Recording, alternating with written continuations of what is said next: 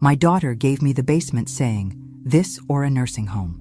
After 40 years paying her bills, I discovered their plan to sell my house. 3 months later, I got my revenge. And I love it, and you will too. If you're watching this, please subscribe to the channel and let me know in the comments where you're watching from.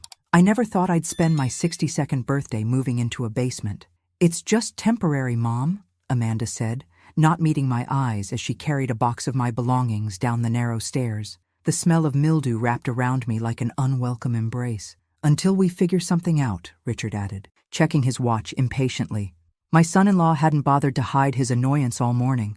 I watched silently as they reduced my life to a few boxes. 40 years of memories, condensed and labeled. 5 years since Robert died, supposedly from a heart attack, and 2 years since Amanda and Richard began helping with my finances. Now I was being moved to the basement of my own home, the home I'd paid for. "We're just concerned about your memory lapses," Amanda said for the 100th time, setting down a box labeled books.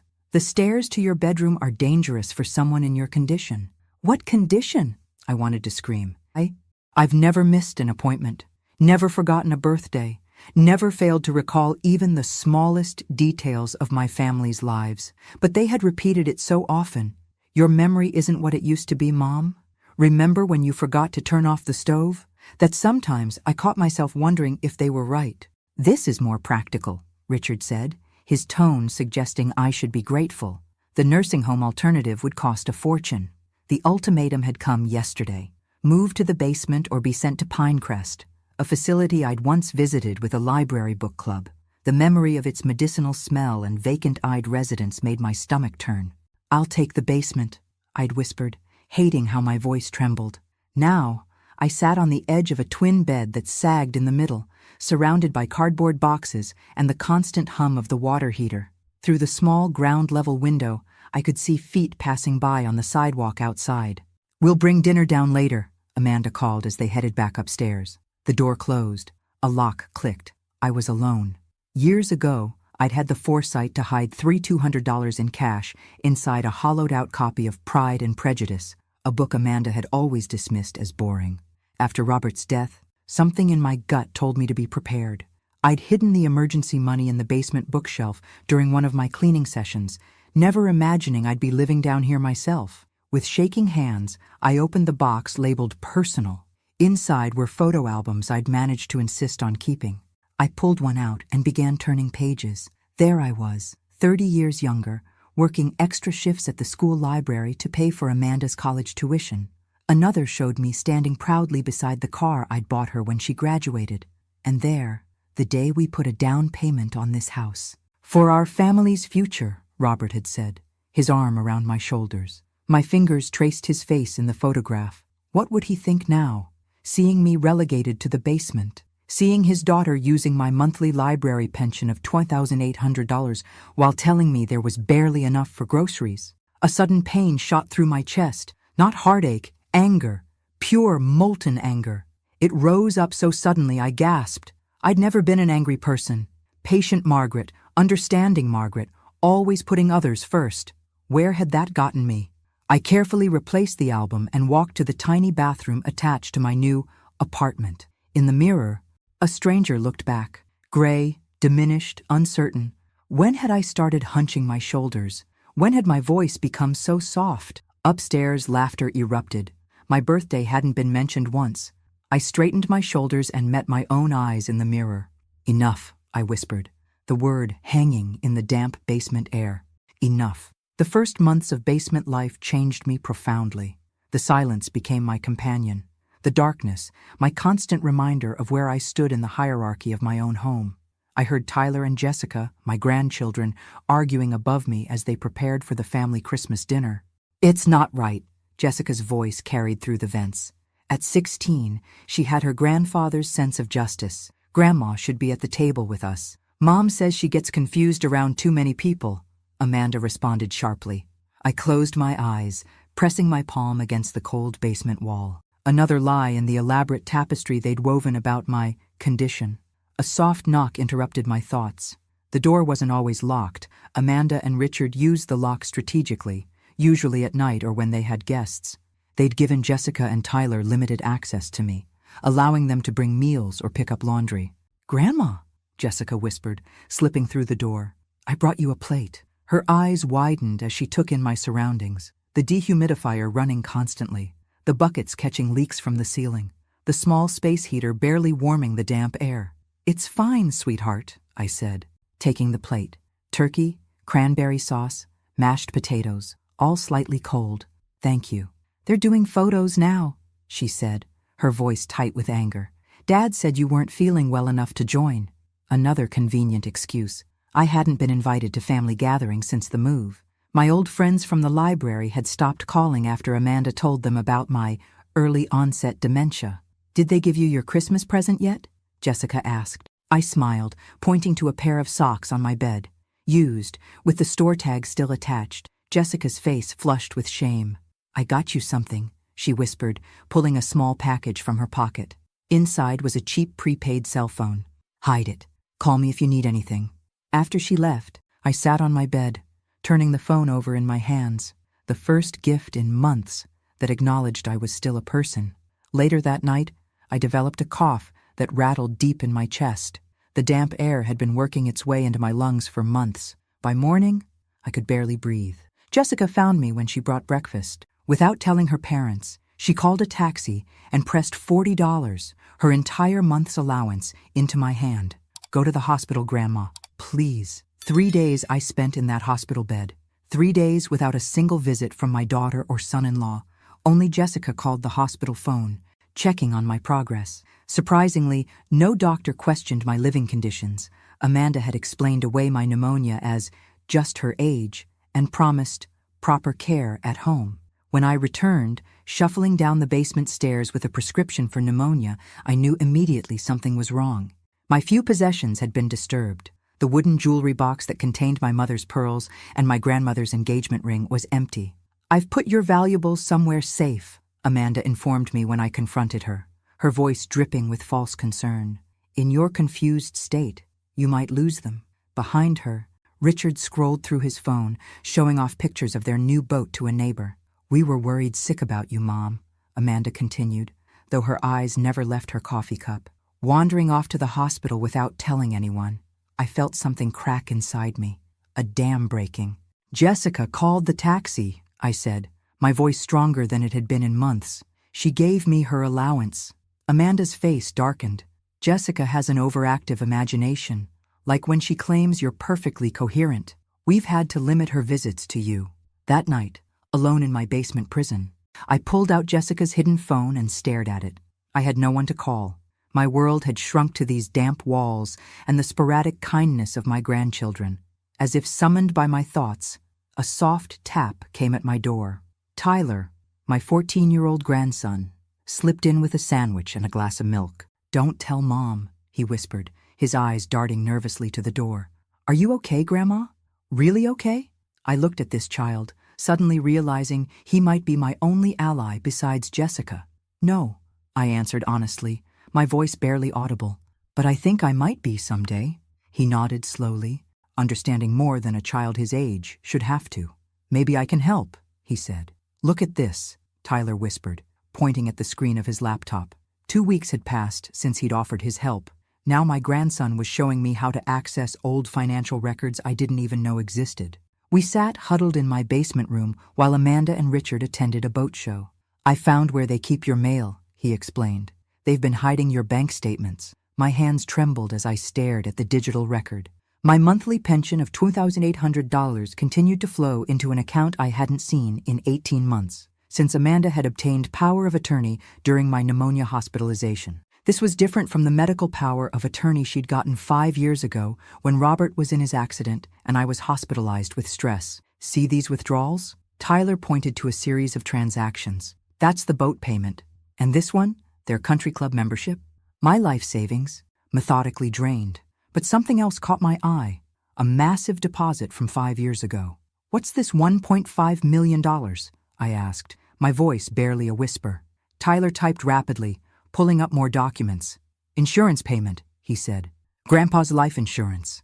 I felt the blood drain from my face. Robert's policy was for $500,000. I'd never seen a penny of it. There's more, Tyler said, glancing nervously at the door. Jessica found something in Mom's office, a box they didn't know she saw. He pulled out a manila folder from his backpack. Inside were printouts of emails between Amanda and a real estate agent. They're planning to sell the house, Grandma. Your house. I scanned the correspondence with growing horror. They were claiming I had transferred ownership to them, that my condition had worsened. There were references to forged documents being prepared. The closing is in 2 months, Tyler said. And look at this. He pointed to another email thread. A brochure for a facility called Sunset Gardens was attached, with an admission date circled, coinciding perfectly with their planned European vacation. I found this when Dad asked me to print their itinerary, Tyler added, showing me a loan statement. $15,000 for their trip to Italy, taken out in your name. My chest tightened, not from fear this time, but from rage, a slow-burning fire that steeled my resolve instead of paralyzing me. There's something else you should see, Tyler said, his voice dropping even lower. He pulled up a series of emails from 5 years ago. As I read, the room seemed to tilt around me. Robert hadn't died of a heart attack. He'd been in a car accident, left in a coma. Amanda had made the decision to terminate life support, against medical advice suggesting possible recovery.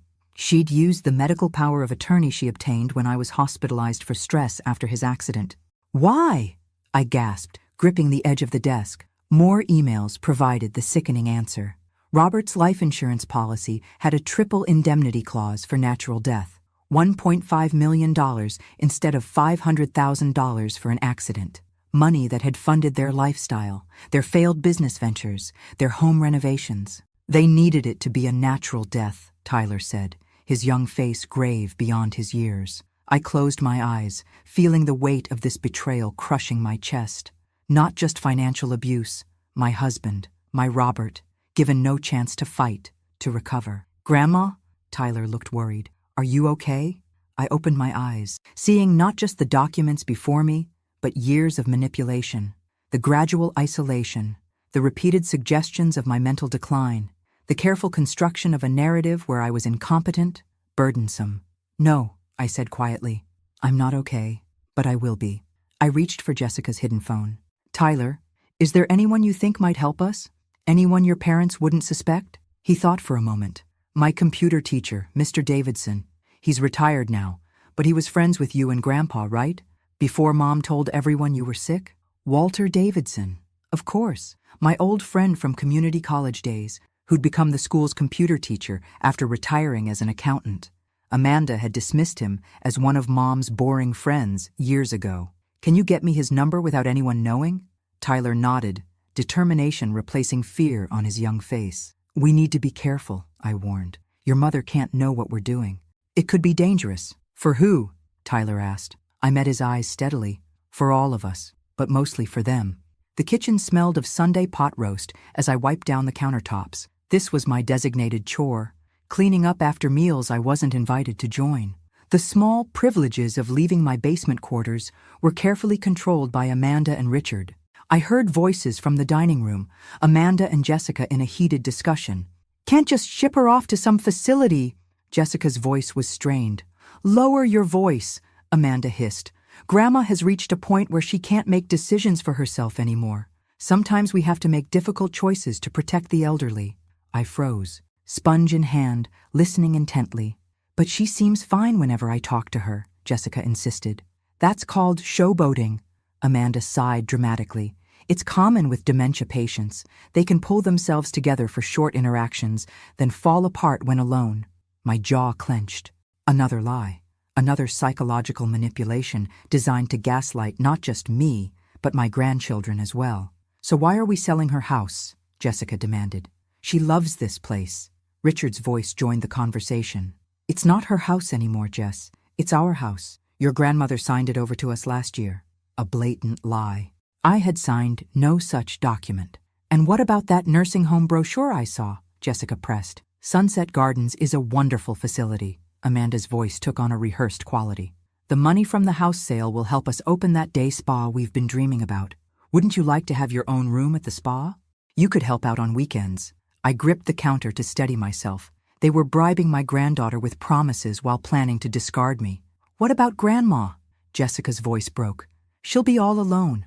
She'll be properly cared for, Richard said dismissively, and we'll visit on holidays. The scrape of a chair, running footsteps, the slam of a door. Jessica had left the table. I quickly resumed wiping counters as Amanda stormed into the kitchen. Teenagers, she muttered, barely glancing at me. So dramatic about everything. Are you almost done here, Mom?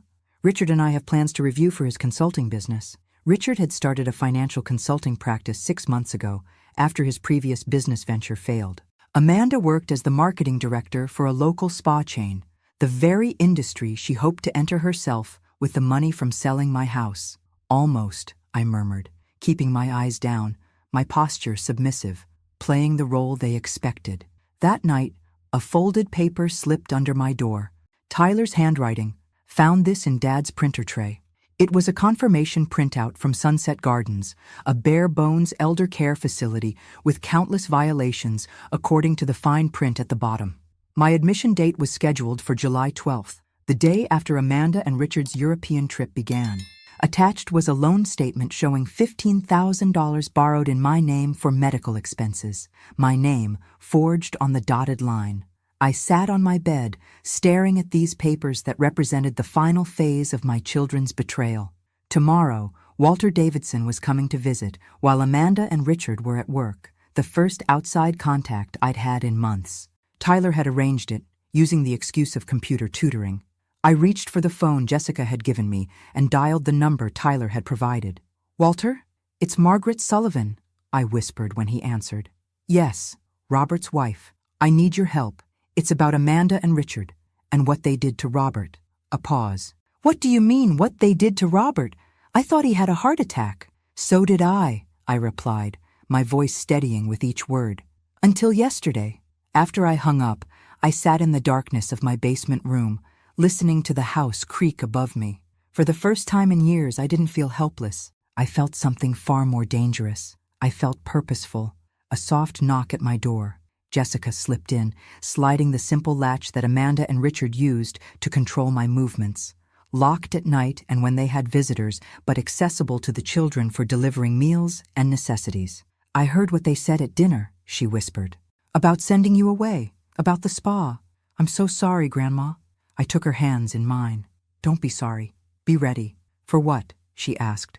I looked into her eyes, Robert's eyes, and felt a surge of resolve. For them to finally face what they've done. Walter Davidson's face registered shock as he surveyed my basement living conditions. "My God, Margaret," he whispered, setting down his laptop. His visit was disguised as a computer tutoring session for Tyler, but Amanda and Richard were at work, giving us precious hours of freedom. "It's been like this for months," I said, keeping my voice steady. "But that's not the worst of it." Tyler connected Walter's laptop to the home network, while Jessica kept watch upstairs. Together, we showed Walter everything. The financial records, the emails about the house sale, the plans for Sunset Gardens. When we reached the emails about Robert's death, Walter's face went white. "This is criminal," he said, his accountant's mind already calculating the extent of the fraud. "Multiple kinds of criminal. Can you help us track where the money went?" I asked. Walter nodded grimly. "I still have some contacts, but Margaret, you need legal help, not just financial tracking." "I know," I replied, "but I need evidence first." For the next hour, Walter used his expertise to follow the money trail. The life insurance payment, the drained accounts, the loans taken in my name. "They've burned through most of that insurance money," he concluded, showing me spreadsheets that tracked their spending patterns. Failed business ventures, the boat, luxury vacations. They're in debt again, which explains the sudden urgency to sell your house. I felt a strange calm settling over me. The house they don't actually own. "Exactly," Walter confirmed. "I've checked the county records. The house is still in your name. They'd need your signature, or a forged one, to transfer it." "I need to understand the timeline of all this," I said. "Amanda has 2 different powers of attorney, correct?" Walter nodded as he reviewed the documents. "Yes. She obtained medical power of attorney for both you and Robert 5 years ago when he had his accident, and you were hospitalized with stress. That's what she used to make decisions about Robert's care. Then, 18 months ago during your pneumonia hospitalization, she obtained financial power of attorney over you. 2 separate legal instruments for 2 different purposes," I murmured, the pieces finally fitting together. Tyler had been unusually quiet. Now he spoke up. "Grandma, there's something else." He pulled up another email thread between Amanda and Richard. I read it slowly, my blood running cold. They'd been discussing my unfortunate accident that might occur during their European trip, an expected complication of my condition. Walter read over my shoulder, his breath catching. "Margaret, this suggests they're planning to make sure I never come back from Sunset Gardens," I finished. "Yes, I see that." Jessica appeared at the basement door, signaling that we had 15 minutes before her mother returned from her hair appointment. "We need a lawyer," Walter said urgently. "Today." I hesitated. "I have no access to money. They control everything." Walter's expression softened. "Not everything, apparently." He gestured to the hidden phone, the secret meetings, my grandchildren's loyalty. I remembered my emergency fund then. "Wait," I said, crossing to the small bookcase. Behind a row of photo albums sat my old copy of Pride and Prejudice, a book Amanda had always dismissed as boring. I pulled it out, opened the hollowed center, and extracted an envelope. "After Robert died, something felt wrong," I explained. "I started setting aside small amounts from my pension before Amanda took control. I kept this hidden when they moved me down here.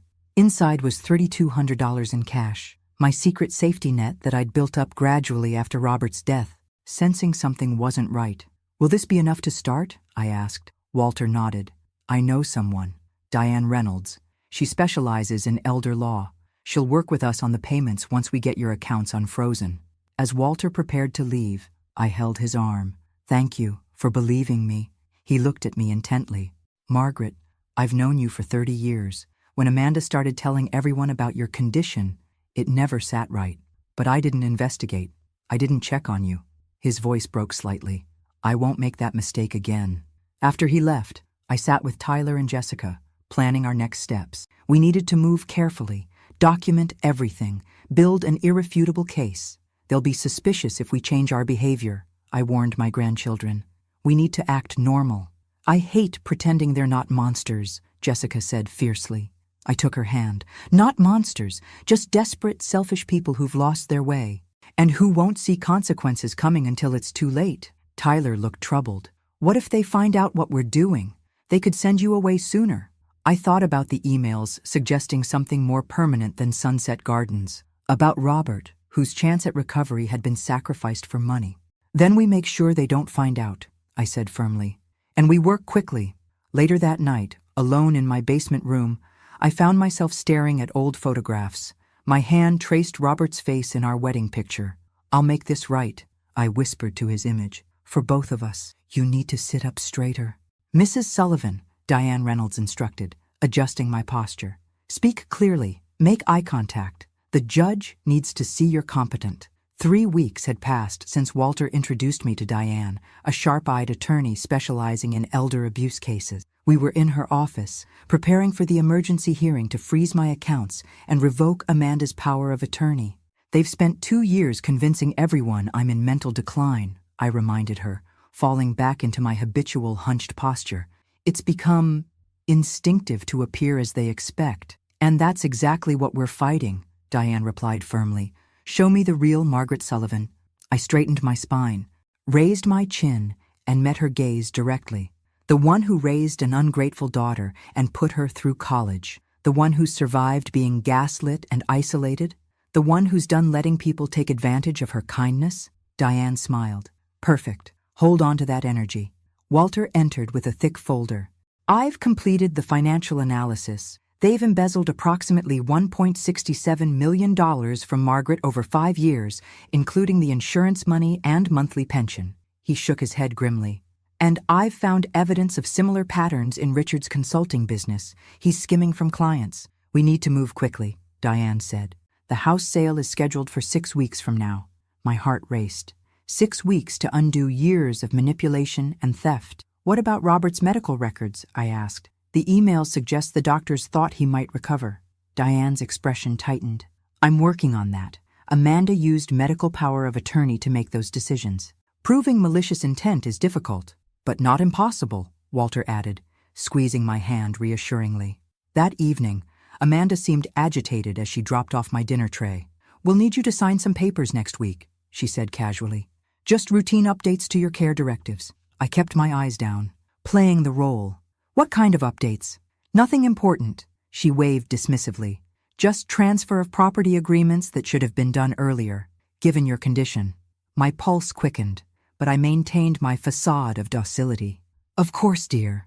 After she left, I immediately texted Jessica using our secure messaging app. Within minutes, Tyler slipped downstairs with Richard's laptop. Dad left it unlocked, he whispered. I've got 15 minutes before they notice I'm gone. I quickly searched through recent emails, finding what we feared: communications with a document forger about creating backdated property transfer papers. Tyler took photographs of the emails with Jessica's phone, then hurried back upstairs with the laptop. Later that night, Walter called with news. Diane's gotten the emergency hearing scheduled for next Tuesday. The judge will decide whether to freeze all transactions and assets until a full investigation. I felt a mixture of hope and terror. Tuesday was 5 days away. 5 days where Amanda and Richard might realize something was wrong. What if they try to get me to sign those forgeries before then? I asked. Stall, Walter advised. Say you're not feeling well. Ask to read them carefully first. Anything to delay. The next morning, I made a calculated decision to appear more frail than usual at breakfast. When Amanda commented that I looked awful, I murmured something about not sleeping well and feeling dizzy. Maybe we should postpone our meeting with the lawyer until you're stronger, Richard suggested, exchanging a meaningful glance with Amanda. I nodded weakly, inwardly triumphant. One hurdle cleared. That afternoon, while pretending to nap, I heard Amanda on the phone with the real estate agent. The buyers are getting impatient. Yes, we're aware of the timeline. No, there won't be any problems with the documents. My mother's condition makes things complicated, but we're handling it. That evening, Jessica brought down clean laundry and whispered, Mom's called a doctor to come check on you tomorrow. I think they're documenting your decline for the paperwork. I nodded, unsurprised. Then let's give them what they expect. When the doctor arrived the next day, I played my role perfectly, slightly confused, deferring to Amanda, appearing disoriented about dates, all while catching the doctor's subtly leading questions designed to confirm Amanda's narrative. After he left, I heard Amanda on the phone again. Yes, Dr. Matthews' assessment should provide the backup we need. No, she won't be a problem. The European tickets are confirmed for July 12th. As darkness fell, I sat in my basement room, rehearsing Tuesday's testimony with Walter over the phone. For the first time in years, I let myself fully embrace the anger burning inside me. You sound different, Walter remarked. I am different, I replied, my voice stronger than it had been in months. They took my husband, my home, my dignity. They won't take my future too. Later, alone in the darkness, I caught my reflection in the small bathroom mirror. The hunched shoulders were gone, the averted gaze replaced by a direct stare, the timid expression transformed into something harder, more resolved. The woman they'd created, fearful, dependent, confused, was disappearing. In her place stood the woman I'd forgotten I could be. Ready? Diane asked as we sat in the courthouse hallway, waiting for our emergency hearing. I smoothed down the jacket Walter had brought me, my first proper outfit in months. Not the shapeless cardigans and sweatpants Amanda had decided were appropriate for my new life. More than ready, I replied, feeling the weight of the evidence folder in my lap. The door opened, and Amanda stepped out with her attorney, stopping short when she saw me. For a second, naked shock registered on her face. Not just at my presence, but at my appearance. The carefully styled hair, the professional clothing, the straight posture and clear eyes. Mom, she gasped, what are you doing here? Before I could answer, the bailiff called our case number. Inside the courtroom, Amanda's shock transformed to fury as Diane presented our emergency petition, a temporary injunction freezing all my assets and suspending Amanda's power of attorney pending investigation of financial exploitation and elder abuse. This is ridiculous, Amanda hissed to her lawyer. She can't even manage her daily medications. Judge Harriet Chen, a severe-looking woman in her 60s, studied the financial documents Walter had prepared. These allegations are extremely serious, Mrs. Kennedy, she addressed Amanda, using her married name. Amanda's attorney, a young man who seemed increasingly uncomfortable, tried to redirect. Your Honor, Mrs. Sullivan has documented cognitive issues. Her daughter has been managing her affairs appropriately. I see no medical documentation in this file confirming cognitive impairment, Judge Chen replied coolly. Only a power of attorney obtained during a hospitalization. We can provide assessments, Amanda's attorney offered quickly. From doctors you selected and briefed, Diane countered.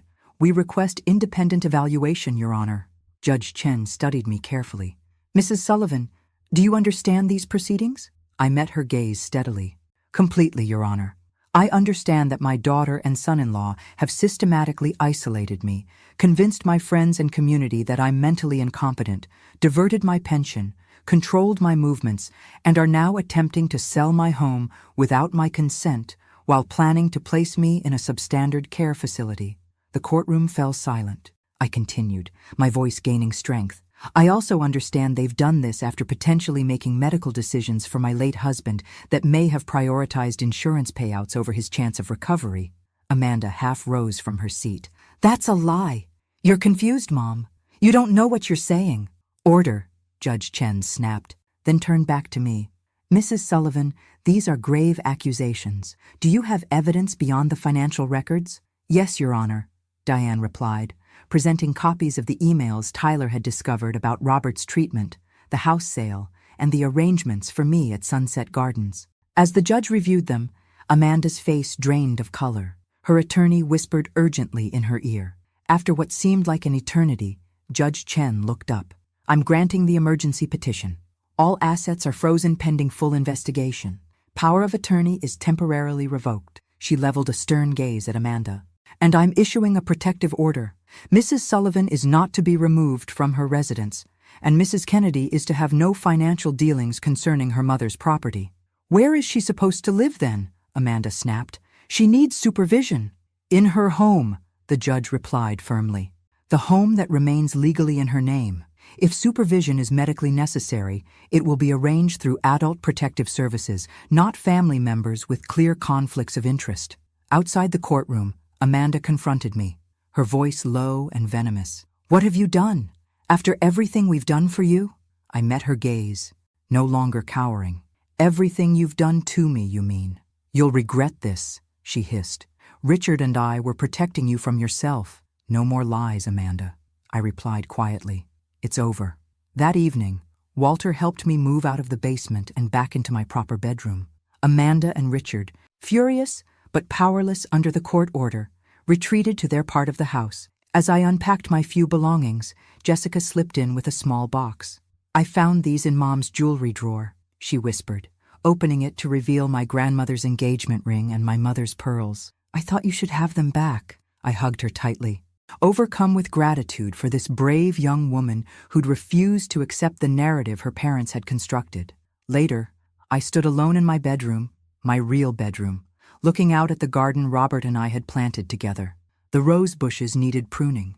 The bird feeders hung empty. Like me, they'd been neglected, but not beyond recovery. Tyler appeared in the doorway. Grandma, is it true you're staying? Yes, I assured him. I'm not going anywhere. What happens now? He asked, his young face troubled. I sat on the edge of the bed, patting the space beside me. Now we gather the rest of the evidence. For the full hearing, will Mom and Dad go to jail? His voice was small. I looked at this child, caught between loyalty to his parents and his innate sense of right and wrong. I don't know, I answered honestly. That depends on what we find, and on them. I did the right thing, didn't I? Helping you? I wrapped my arm around his shoulders. You did the right thing by standing up for the truth. That's always right, even when it's painful. As moonlight filtered through the curtains, I made a silent promise. Not just to myself or to Robert's memory, but to these children who deserved better than the example their parents had set. This wasn't just about justice anymore. It was about legacy. They're up to something, Jessica whispered, slipping into my bedroom. It had been 2 weeks since the emergency hearing, and the atmosphere in the house had shifted from open hostility to something more calculated. What kind of something? I asked, looking up from the financial documents Walter and I had been reviewing. They're being nice, Jessica explained, her forehead creased with suspicion. Dad offered to help Tyler with his science project. Mom made your favorite scones for breakfast. I nodded, unsurprised. They've realized intimidation isn't working. Now they're trying manipulation. The full hearing was scheduled for next month. Diane was building a comprehensive case, and Adult Protective Services had conducted their initial assessment, finding clear evidence of emotional abuse and financial exploitation. "Do they think we'll just forget everything?" Jessica asked incredulously. "They think I might withdraw the case if they convince me they've changed," I explained, "or at least agree to a private settlement that keeps them out of criminal court." A soft knock at the door. Tyler entered, looking troubled. "Dad wants to talk to you," he said. "He's waiting in the living room." I exchanged glances with Jessica. "Both of you stay upstairs," I instructed.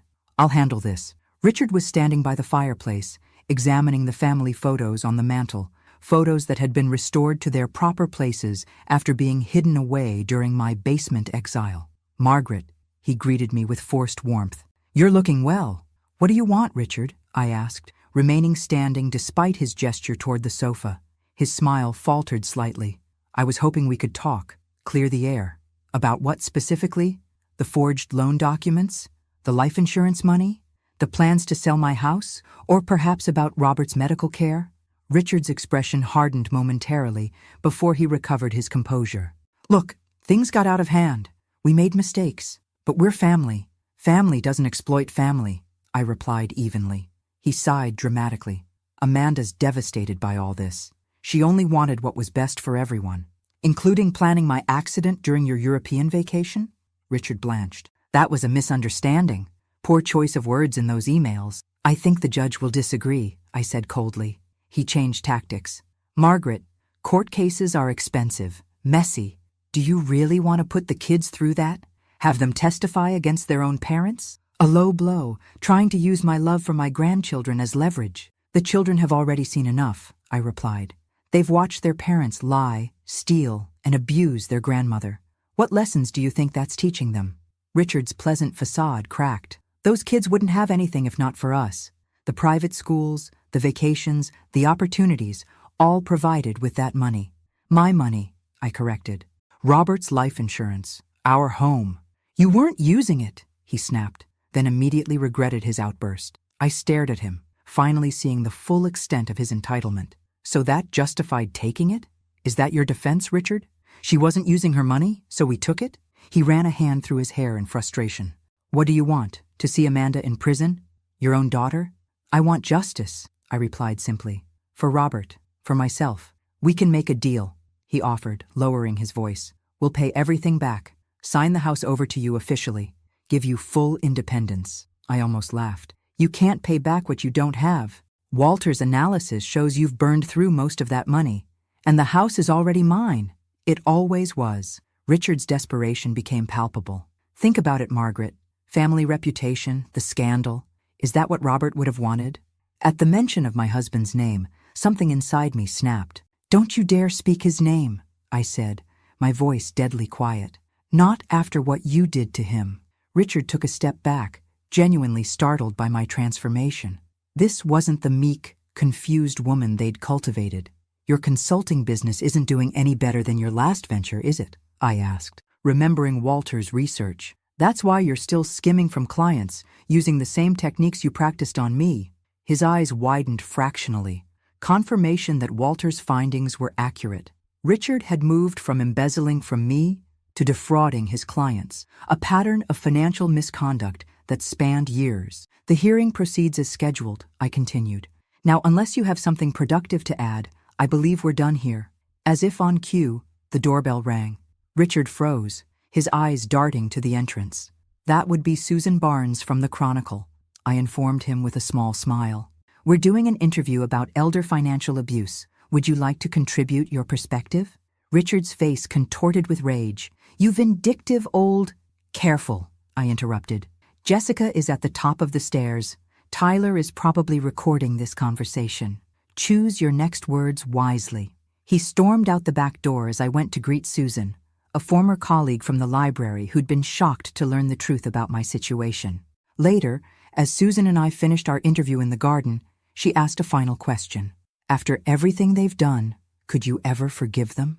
I looked at the rose bushes Robert and I had planted, now beginning to bloom again under my care. "Forgiveness requires remorse," I replied carefully.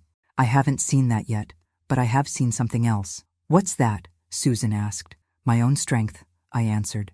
And sometimes finding that is more important than forgiveness.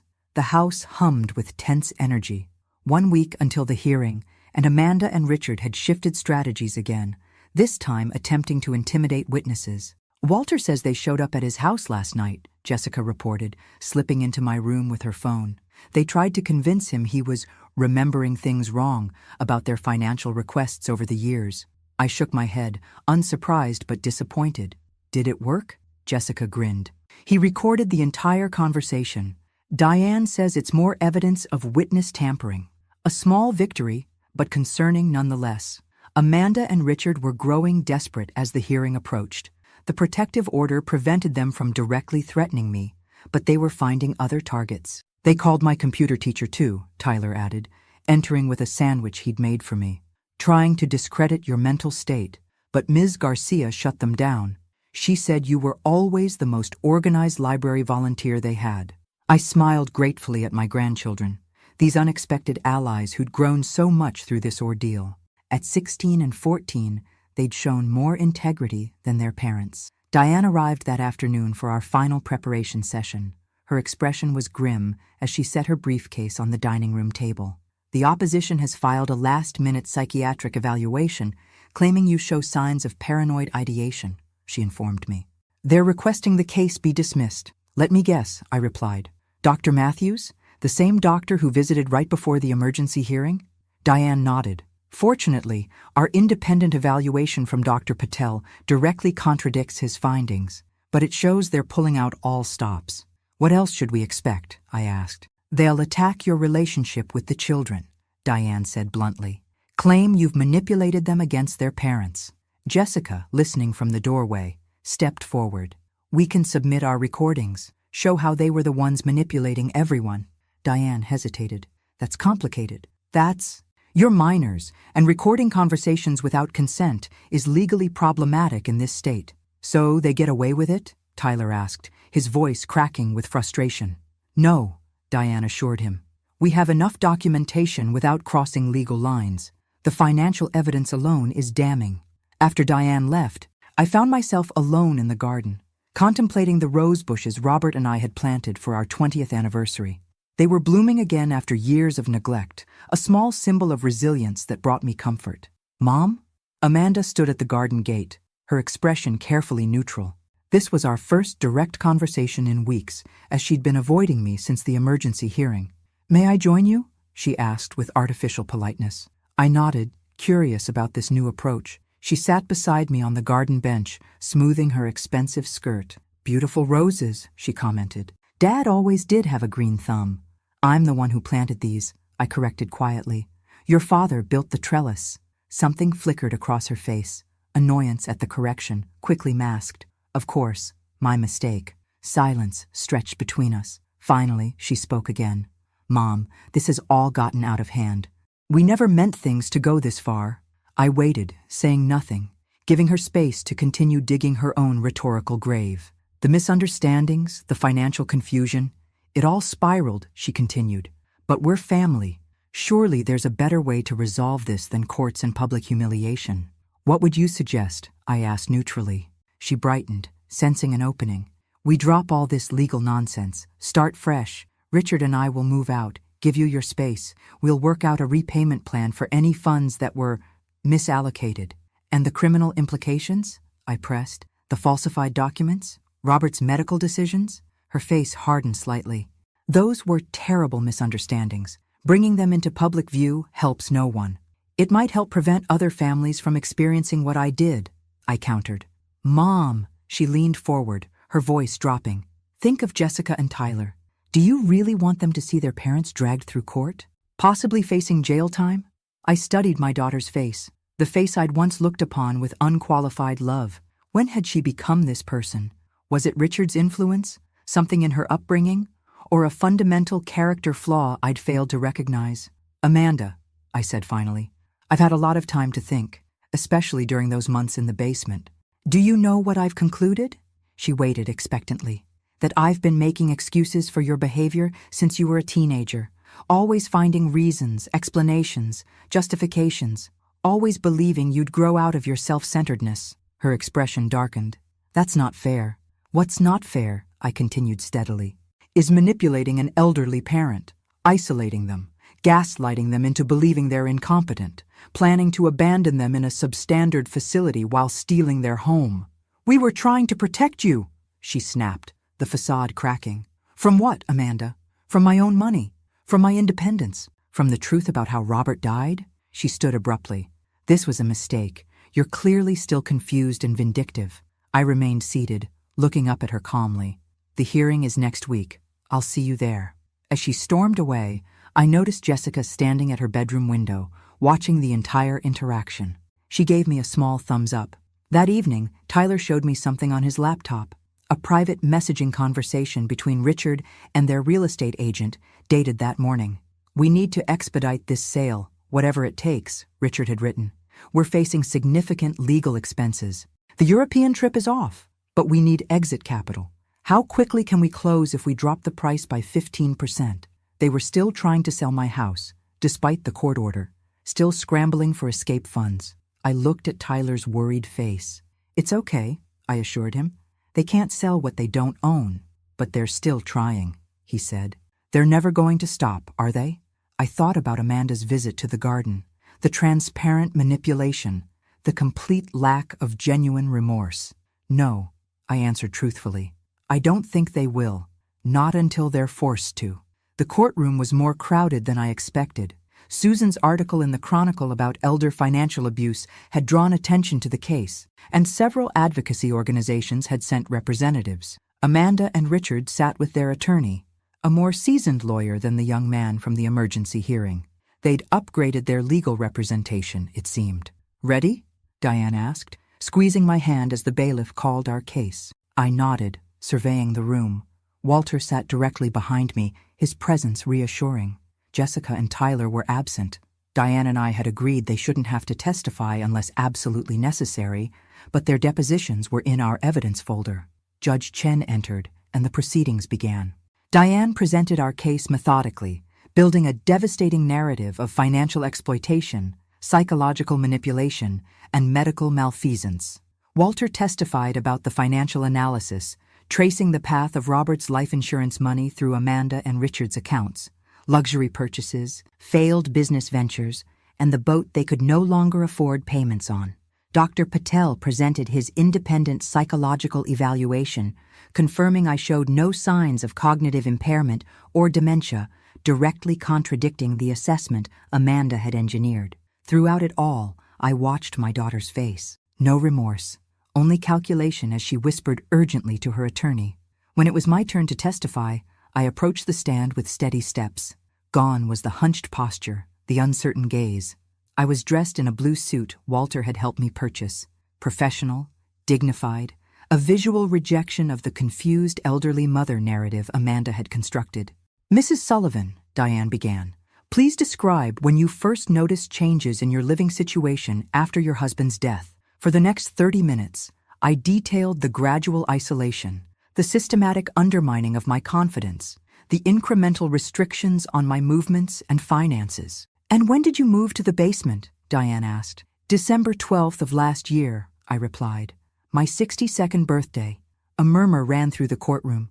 Was this move your choice? I was given two options, the basement or a nursing home. Since I knew the nursing home they had selected was substandard, I chose the basement of my own home. And how would you describe the conditions there? Damp, cold. The ceiling leaked when it rained. I developed pneumonia after 3 months, requiring hospitalization. Amanda's attorney objected repeatedly, but Judge Chen overruled him, allowing my testimony to continue. Then came the cross-examination. Mrs. Sullivan, Amanda's attorney began, his tone condescending. Isn't it true that you've experienced memory lapses in recent years? No, I replied firmly. It is true that my daughter and son-in-law repeatedly told me I was experiencing memory lapses. They repeated this so often to me and others that some people, including myself at times, began to question my memory. But the independent evaluation confirms no such impairment exists. The attorney shifted tactics. Your daughter was named your power of attorney. Didn't you consent to this arrangement? While hospitalized with pneumonia and under heavy medication, I signed documents I was told were routine. I was not informed I was signing over power of attorney. Back and forth it went. Each attempt to paint me as confused or manipulated by Walter and the grandchildren was met with clear, factual responses. Finally, the attorney played what he clearly thought was his trump card. "Mrs. Sullivan, isn't it true that your real motivation here is revenge? That you're bitter about your daughter's success and seeking to punish her?" I paused, considering the question carefully. "My motivation is justice," I replied evenly. "For myself, for my late husband, whose medical care was compromised for financial gain, and yes, for my grandchildren, who deserve to see that exploitation and abuse have consequences, regardless of who commits them." When I returned to my seat, Walter squeezed my shoulder supportively. After lunch, the surprise we'd been anticipating arrived. Dr. Thomas Chen, the neurologist who had treated Robert, entered the courtroom. Amanda visibly paled. Dr. Chen testified about Robert's condition after the car accident, the encouraging brain activity, the positive responses to stimuli, the treatment plan he'd recommended. "In my professional opinion," he stated clearly, "Mr. Sullivan showed promising signs for potential recovery." I was surprised when life support was withdrawn against my recommendation. Amanda's attorney tried to salvage the situation, but Mrs. Kennedy had medical power of attorney. She was within her rights to make that decision. Legally, yes, Dr. Chen conceded. Medically, it was premature. By late afternoon, Judge Chen called a brief recess before closing arguments. In the hallway, I encountered Amanda alone, her expression unreadable. "It's not too late to stop this," she said quietly. "Before sentencing, before it goes further." I studied her face, searching for any sign of genuine remorse, finding none. "It was too late," I replied. "The moment you decided your father's life was worth less than his insurance policy." Her composure finally broke. "You have no idea the pressure we were under, the debts. Richard's business was failing. We needed that money." There it was, the closest thing to a confession she'd ever offered. "And that justified everything else?" I asked. "The basement? The isolation? Planning to abandon me at Sunset Gardens?" She had no answer, only simmering resentment in her eyes. "I'll see you inside," I said, turning away from my daughter, this stranger who shared my blood but apparently none of my values. As I walked back into the courtroom, I felt an unexpected lightness. Whatever the judge decided, I had reclaimed my voice, my dignity, my truth, and that, perhaps, was the greatest victory of all. 6 months after the verdict, the house was quieter. The legal process had moved more slowly than we'd hoped, but with eventual results. Amanda and Richard had moved out, a condition of their probation and the civil settlement.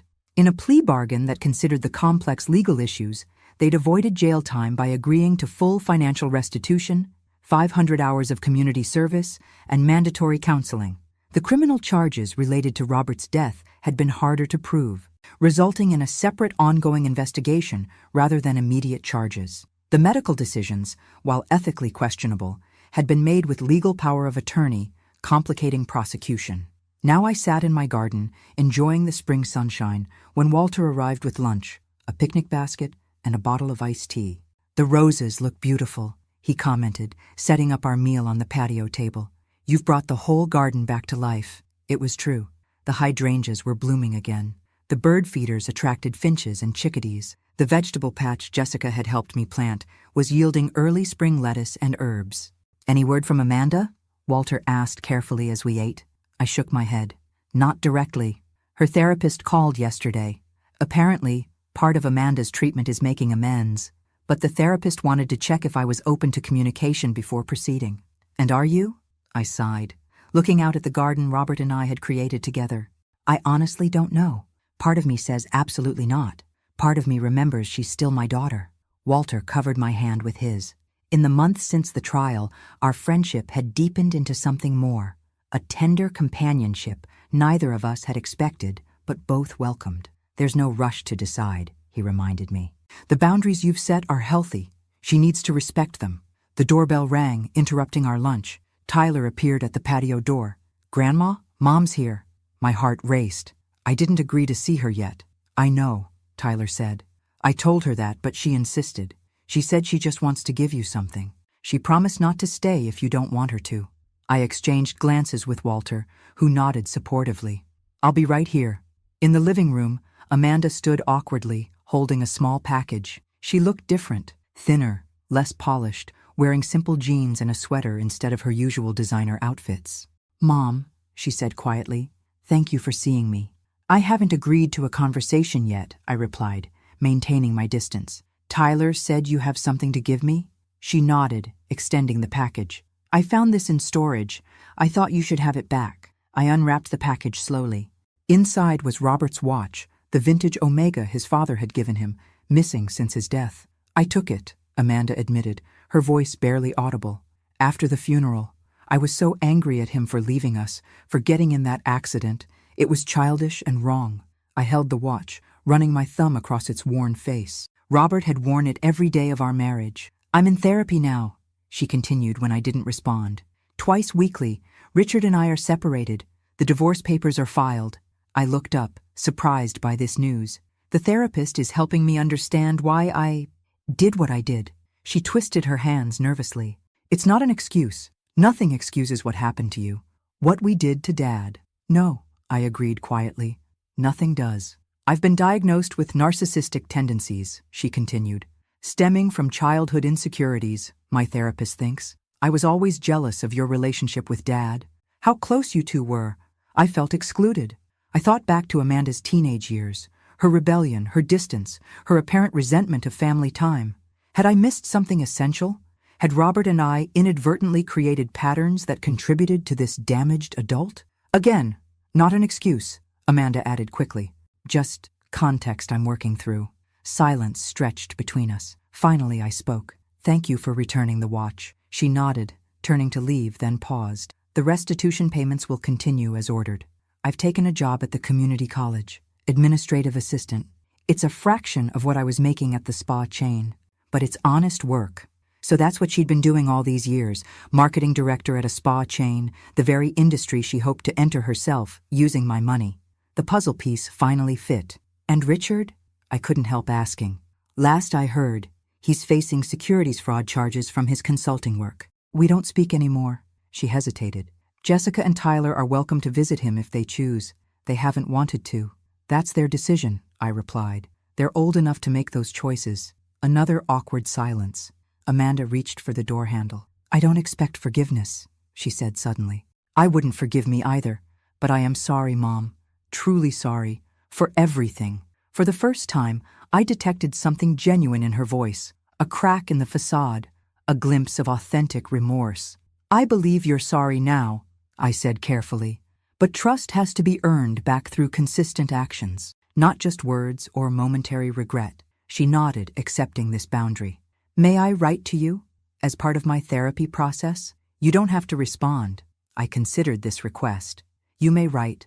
I may or may not read the letters immediately. I need time." "Of course." She opened the door.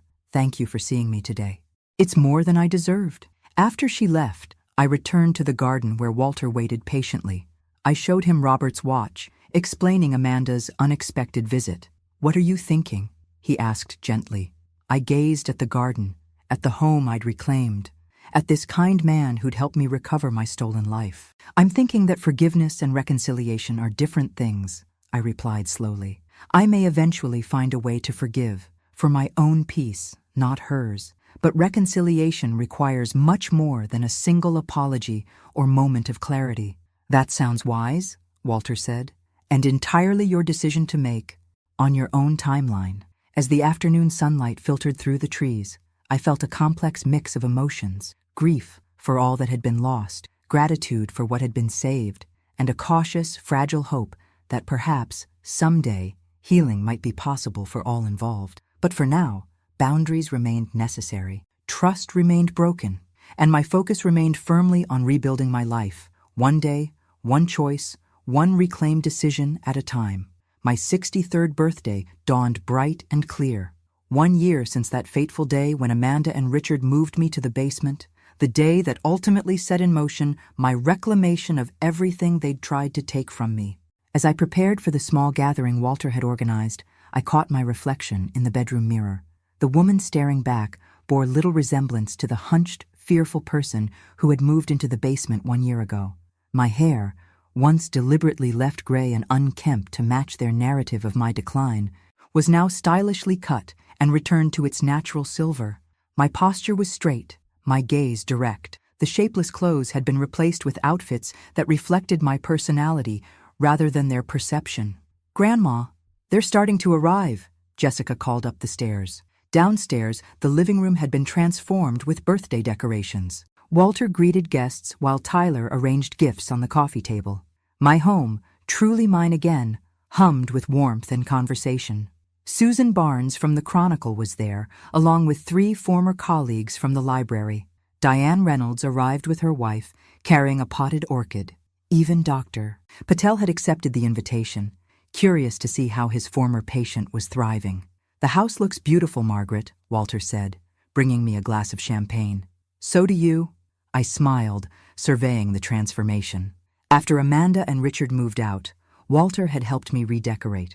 The formal, showpiece furniture they'd preferred had been replaced with comfortable, inviting pieces. The stark white walls now displayed colorful artwork, some my own paintings, a hobby I'd rediscovered after decades. "Speech," called Susan as everyone gathered with their drinks. I hadn't prepared anything formal, but the words came naturally. "A year ago today, I moved into the basement of this house," I began. "I believed I had no choices left, no voice, no future." The room quieted, guests listening intently. "Today, I'm celebrating not just another year of life, but a reclamation of my home, my finances, my dignity, and most importantly, my sense of self." I raised my glass toward Jessica and Tyler, who stood together near the fireplace. To my grandchildren, whose courage showed me mine wasn't lost, just buried. To Walter, whose friendship became my lifeline. To all of you who believed me when others didn't. Glasses clinked. Conversations resumed. The party flowed around me as I moved from guest to guest, engaging fully, laughing often, rediscovering the social confidence that had been systematically undermined. As I headed to the kitchen for more appetizers, Jessica followed me. "There's someone else here," she said quietly. "Outside on the porch. She didn't want to intrude, but asked if she could leave something for you." I knew immediately who it was. "Amanda's here?" Jessica nodded. "She looks different. Better, maybe. She said she understands if you don't want to see her." I gazed at my granddaughter, this remarkable young woman who had stood by me when her own mother had betrayed me. "What do you think I should do?" "That's entirely your decision, Grandma," she replied with wisdom beyond her years. "But speaking for myself, I've started reading the letters she sends me. They're honest, in a way she never was before." I considered this. The past 3 months, Amanda had written weekly as part of her therapy process. I'd read some letters, left others sealed. The ones I'd read showed painful self-awareness and genuine remorse, so different from the manipulative apologies of the past. "I'll speak with her briefly," I decided. "But stay close." Jessica squeezed my hand. Always. On the front porch, Amanda sat on the steps, a small gift bag beside her. Hearing the door, she stood quickly, uncertainty written across her face. "Happy birthday, Mom," she said softly. "I won't stay. I just wanted to drop this off." I studied her. The expensive highlights were gone from her hair, the designer clothes replaced by simple, modest attire. But the most striking change was in her eyes, the calculating coldness replaced by something more vulnerable, more human. "Thank you," I replied, accepting the bag. Inside was a hand-bound journal with pressed flowers on the cover. "I made it in my therapy craft group," she explained awkwardly. "The flowers are from Dad's favorite hiking trail. I go there sometimes now to think about him, about the choices I made." I traced the delicate pressed violets with my fingertip. "It's beautiful. Thank you." An uncomfortable silence stretched between us, so much unspoken, so much damage done. "Your letters," I said finally. "I've read some of them." Hope flickered across her face. "They're true. All of them. The therapy is difficult, facing myself, what I became, what I did to you and Dad." I nodded, acknowledging this without offering absolution. "And Richard?" "The divorce was finalized last month. He's serving community service hours at the hospital where Dad was treated." She glanced down. "I've learned to support myself now. The community college job is honest work. My apartment is small, but it's mine. No shortcuts, no manipulations." "That's good to hear." Another silence. Amanda looked toward the setting sun. "Jessica mentioned Walter has been a good friend to you. I'm glad you're not alone." "He's more than a friend now," I replied. She nodded. You deserve happiness, Mom. After everything, you deserve it more than anyone. For the first time, I heard no undertone of manipulation in her words. Just simple, painful truth. I should go, she said, turning toward the steps. Thank you for seeing me. Amanda, I called as she reached the bottom step. She turned back, expression cautious. Would you like to stay? Just for a slice of cake? Surprise registered on her face, followed by cautious gratitude. Are you sure? I don't want to ruin your day. It's just cake, I replied carefully. Not forgiveness, not yet, but perhaps a small step. Inside, the party continued. Walter raised an eyebrow when Amanda followed me in, but supported my decision with a gentle smile. Jessica squeezed her mother's shoulder awkwardly. Tyler watched from across the room, uncertain but curious. As the evening wound down, guests departed with warm hugs and promises to visit again soon. Amanda left after a single piece of cake, understanding the boundaries, respecting the fragile beginning. Later, Walter and I sat on the porch swing, watching fireflies rise from the garden. Are you okay? He asked, his arm around my shoulders. Having Amanda here was unexpected. I considered the question carefully. I think so. Not healed, not reconciled, but open to the possibility that people can change, that damaged relationships might someday be rebuilt, even if they never look the same. That's a birthday gift in itself, he observed, the capacity to remain open-hearted after everything. I leaned against him, watching the stars emerge. The greatest victory wasn't the court case, I said thoughtfully. It was finding myself again, the woman who existed before all the gaslighting and manipulation. Before I started believing their lies about who I was, Walter squeezed my hand. She was always there, just waiting for the chance to re-emerge. As night settled around us, I reflected on the extraordinary journey of the past year, from basement prisoner to reclaiming my home, from manipulation victim to advocate for elder rights, from believing I was helpless to discovering my own power, and perhaps most importantly, from seeing myself through others' distorted lens to defining myself on my own terms, complex, flawed, resilient, and ultimately unbreakable. Thanks for listening. Don't forget to subscribe and feel free to share your story in the comments. Your voice matters.